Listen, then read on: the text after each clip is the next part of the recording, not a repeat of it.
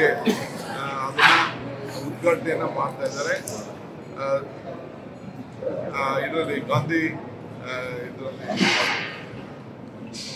ಗಾಂಧಿ ಬಾವಿಲಿ ವೀರ ಸೌಧ ಜಾಗದಲ್ಲಿ ಒಂದು ಹೊಸ ಪುತ್ಥಳಿಯನ್ನ ಅನಾವರಣ ಮಾಡೋಂಥ ಕೆಲಸ ಅಲ್ಲಿ ಮಾಡ್ತಾ ಇದ್ದಾರೆ.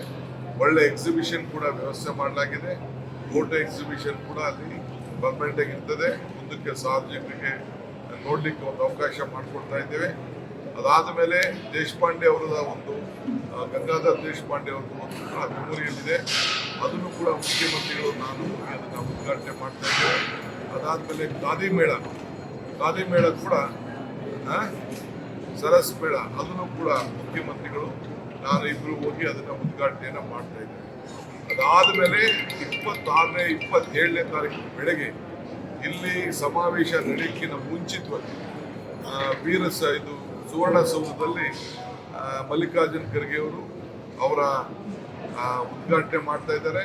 ಘನ ಅಧ್ಯಕ್ಷತೆಯನ್ನ ರಾಹುಲ್ ಗಾಂಧಿ ಅವರು ನಿರ್ವಹಿಸ್ತಾರೆ. ಮುಖ್ಯಮಂತ್ರಿಗಳು ಅಧ್ಯಕ್ಷತೆಯನ್ನು ವಹಿಸ್ತಾರೆ. ಸೊ ಎಲ್ಲ ಪಾರ್ಟಿಯವ್ರಿಗೂ ಆಹ್ವಾನ ಮಾಡಿದ್ದೇವೆ.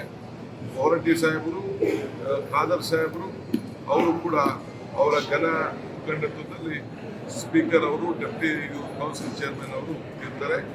ಮತ್ತು ಸ್ಥಳೀಯ ನಾಯಕರಿಗೂ ಕೂಡ ಆಹ್ವಾನ ಮಾಡಿದ್ದೇವೆ.